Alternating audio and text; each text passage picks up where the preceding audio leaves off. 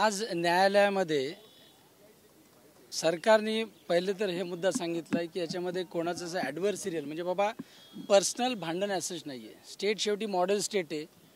State गव्हर्नमेंटला म्हणजे राज्य सरकारला पुरेसं कॉम्पन्सेशन द्यायचं आहे. मागच्या ऑर्डरमध्ये तेच सांगितलं होतं. तेव्हा आम्ही 37.5 कोटी एवढं कॉम्पन्सेशन पुरेसं आहे आणि ज्याचं आम्ही कॅल्क्युलेट करून दाखवलं होतं आणि हे असं म्हणलं होतं की हे पुरेसं आहे. पण कोर्टाचं असं म्हणणं होतं की नाही, तुम्ही अजून थोडंसं वाढवून देऊ शकता का. तर काल जेव्हा उच्चस्तरीय अधिकाऱ्यांशी चर्चा झाली तेव्हा असं त्यांचं ठरलं की बाबा आपल्याला थोडासा वेळ लागेल, अजून आपण कॉम्पन्सेशन वाढवूयात.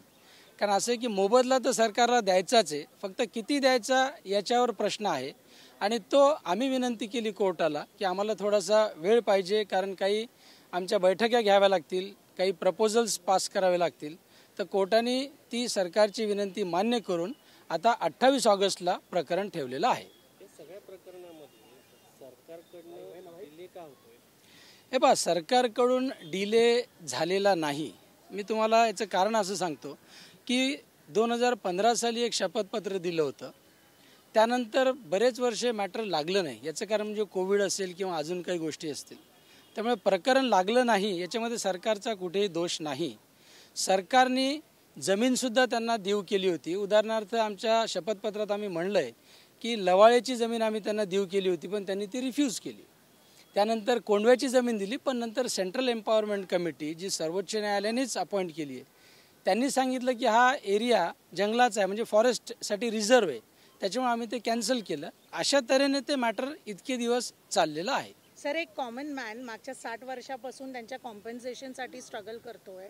कोर्टाने हे पण सांगितलं की म्हणजे आज पण देखील त्यांनी हे एको केलं की योजनांसाठी पैसे आहेत, पण मात्र एका शेतकऱ्याला तो 62चा हा केस आहे तेव्हापासून ते आत्तापर्यंत जे आहे काही कॉम्पन्सेशन मिळालंच नाही. आणि ते जमीन दिली आहे ती काय कामाची नाही, कारण की ती फॉरेस्ट लँड. हे बा, आता सगळ्यात पहिले तुम्ही ना या योजनांसंदर्भात जो संभ्रम निर्माण केला आहे काही लोकांनी, त्याच्याविषयी मी पहिले आपल्याला अवगत करू इच्छितो.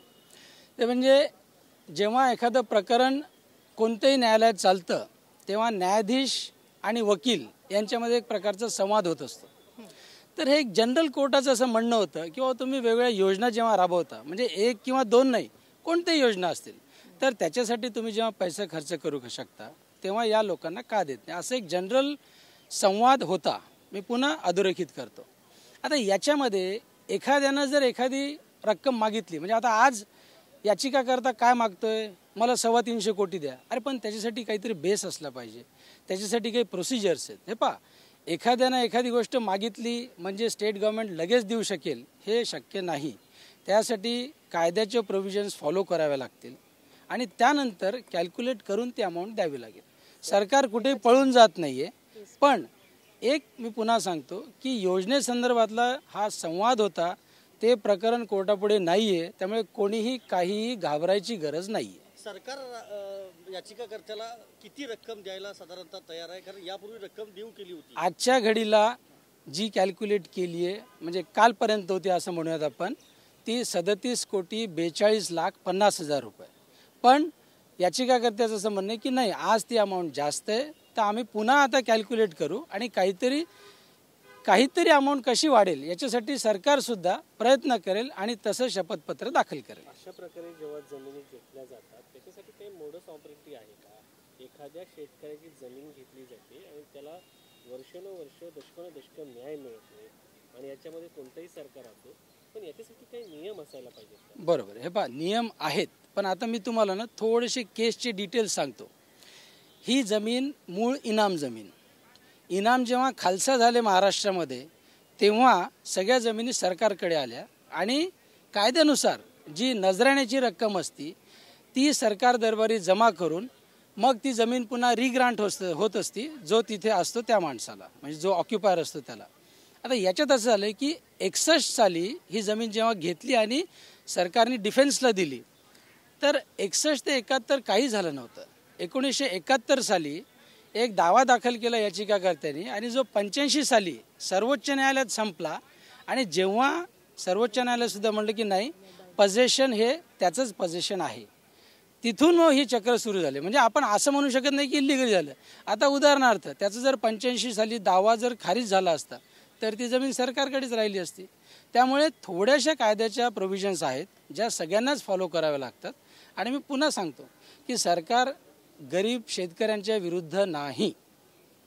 एक कोर्टाने सांगितलं की 2013च्या रेडी रेशनरनुसार म्हणजे जो नियम आहे कायदा जो आहे त्यानुसार काय म्हणणं आहे नेमकं कोर्टाचं आणि काय 2013चा? नाही, आता कसं आहे ना, शेवटी कोर्टाने सरकारला सांगितलं की तुम्ही कशा कशा प्रकारे कॅल्क्युलेट करू शकता ते आम्हाला सांगा.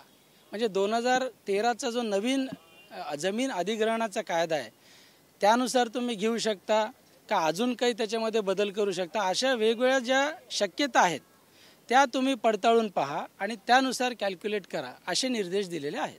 कधीपर्यंत राज्य सरकार याचा विचार करणार आहे? नाही, 28 तारखेला प्रकरण आहे तर 26 तारखेपर्यंत आम्हाला जे काही कॅल्क्युलेशन असेल ते एका शपथपत्रा आधारे आम्हाला न्यायालयात दाखल करावं लागेल.